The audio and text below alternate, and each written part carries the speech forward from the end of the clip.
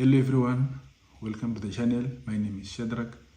If you have been following this channel, you know that some time back I tested the glucose monitor from Dexcom, and after using it for a while, I had a shocking revelation when I realized that I was pre-diabetic. And as such, I had to take major actions to remedy that condition. And today, I can safely say that I'm no longer pre-diabetic, and as such, I want to share this video with you on how I went from pre-diabetic up until today and also my experience with the monitor. So firstly, let's start with the numbers first. So this is the report that I got from the Dexcom app. I want us to focus on this number here, GMI 5.9%. So the GMI, which is the glucose management indicator, it is an estimate of the HbA1c, which is a test that you will normally do if you go to a lab to test your glucose level over time. So at the time, my GMI was 5.9%. That places me between 5.7 and 6.4, which is pre-diabetic. And if you are 5.7 and below, it is considered normal or healthy.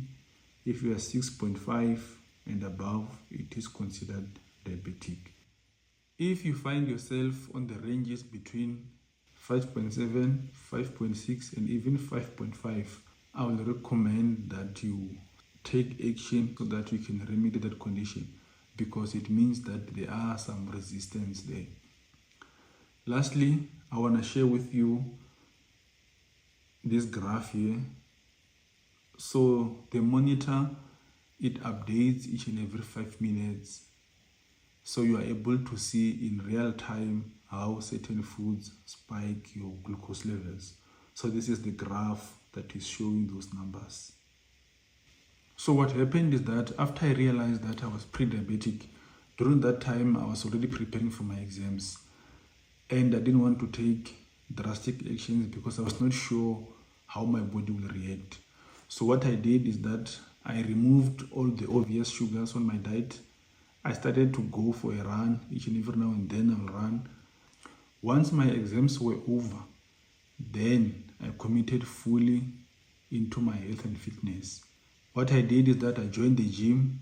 I was going to the gym twice in a day.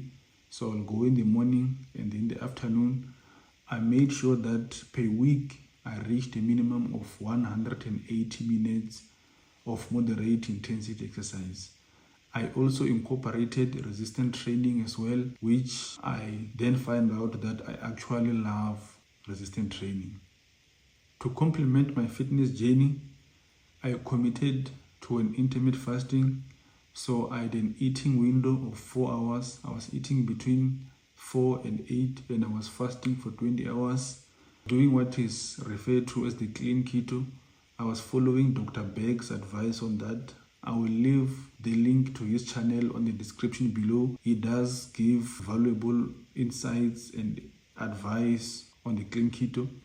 Additionally, I supplemented my diet with essential minerals and vitamins so that I do not get deficient on those.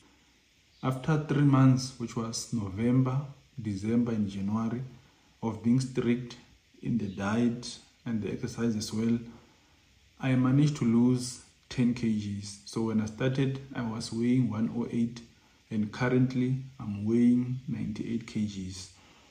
Weight 98 is at the borderline of overweight on the BMI scale. So I must still work on that so that I can be on the healthy side on the BMI scale. My GMI managed to go down from 5.9. Currently, I'm averaging around 5.2, 5.3. So I managed to move from 5.9 to 5.2. Even though I was enjoying using the monitor, but it has got some downside as well. One of those is that it is expensive. So if you are not diabetic, there are very few medical aids that cover it. But if you are diabetic, majority of the medical aid in South Africa does cover it. So I would recommend that you talk to a medical aid provider to know if they do cover it. So if you are going to buy it cash, it is not budget friendly. Secondly, I was using the phone to connect to the monitor, so which meant that my phone had to be in range with me always.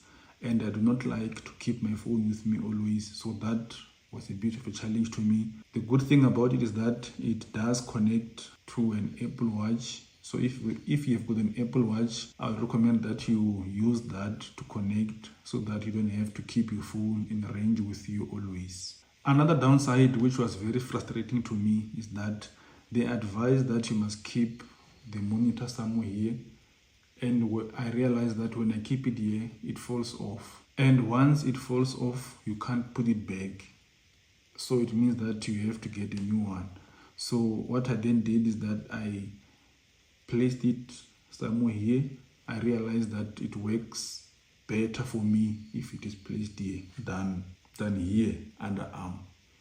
The benefits of the continuous glucose monitor is that you are able to see how certain food spike your sugar level in real time. And I think that is a very valuable information. And it is not only the food that will spike your sugar level. There are some lifestyle factors that will spike it, like your sleep and your stress as well. So to be able to get that overall view, I think it is very important.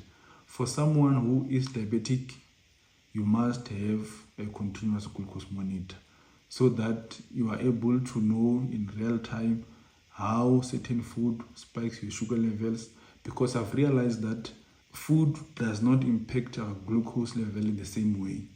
To you, it might not spike it, but to me, when I eat it, it might spike it. And I've realized that there are also certain food that are advertised as healthy, but when you eat them, they actually spike your sugar level so high. And as such, I'll be making videos on how certain food spikes my glucose levels. I know that is individual based, but I believe the information can be able to give you idea how certain food can spike your glucose level. Thank you very much for watching up to so far. That is all I wanted to share. And cheers. I'll see you in the next one.